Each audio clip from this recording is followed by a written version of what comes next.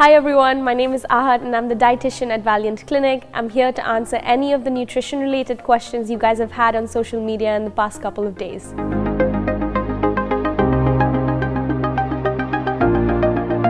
The best piece of nutritional advice I can give you guys is that to change your cooking oil. So if you're still using sunflower oil, canola oil, safflower oil, or even olive oil to cook, you can change it to a more heat-stable oil like coconut oil or avocado oil, only because plant-based oils burn really fast, and when they burn, they release toxic compounds causing inflammation in your body. So when we're using a more heat-stable oil like coconut oil or avocado oil, they're much more stable at higher temperatures, don't burn that easily, and don't cause so much inflammation compared to the other plant-based counterparts. So there's a very fine line between caffeine intake being safe and passing that fine line. It also depends on your stress level. So if you are extremely stressed, even a small amount of caffeine can be negatively affecting your health. When it comes to caffeine, it's very individual, but 2 cups a day should be generally a safe guideline. But if you do have any other health conditions, we do need to take those into account as well. Genetics do play a huge role when it comes to weight management, health goals. There are a couple of genetic tests being done, tailoring to personalized nutritional recommendations as well. But when it comes to genetics as a whole, there is a huge role to play where you are predisposed to certain health conditions, you are predisposed to weight, but they can be changed with lifestyle factors. So your lifestyle does affect the genetics as well. You do have the power to affect your lifestyle with the choices that you make on a daily basis. So the genetics do play a role, but your lifestyle plays a role as well.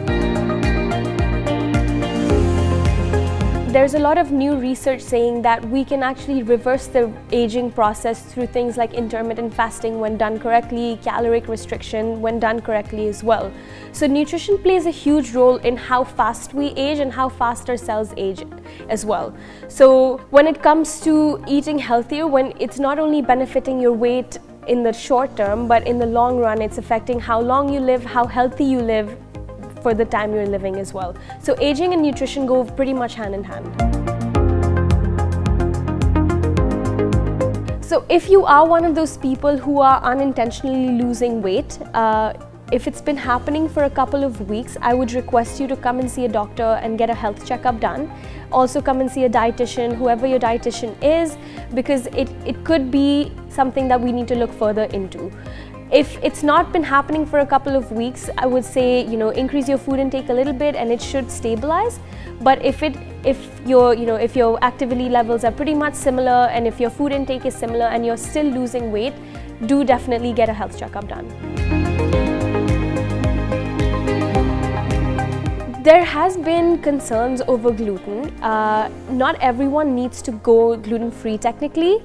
The problem is not with gluten itself, but with the quality of the gluten we've been consuming. So in the modern day processing of wheat and gluten, the structure of gluten has progressively gotten tougher and more difficult for us to digest. So for a lot of people, it's a tough structure to digest and it's causing digestive distress, which is causing a lot of different symptoms that people do feel when they eat gluten. Fatigue, low energy, unable to sleep, lack of quality of sleep.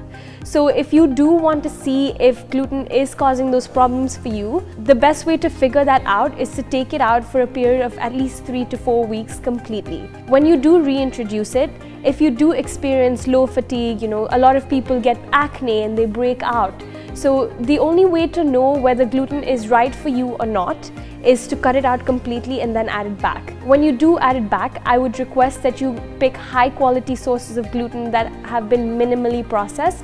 So instead of bread, it would be sourdough bread. Small things like that do make a difference as well in how you digest and how your body is able to digest gluten. My thoughts on dairy are that it has been, again, similar to gluten, dairy has been processed a lot.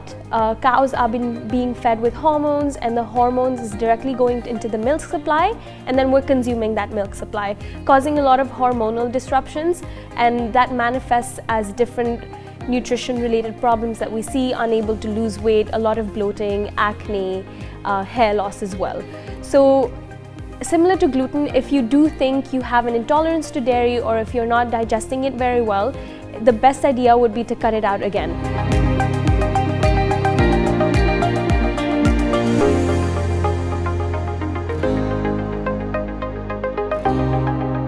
If you have recently got your hormone levels checked, and if you have been on a nutrition plan and a training regimen, and if you are still not losing weight, there might be things in your nutrition that are missing that we need to look further into.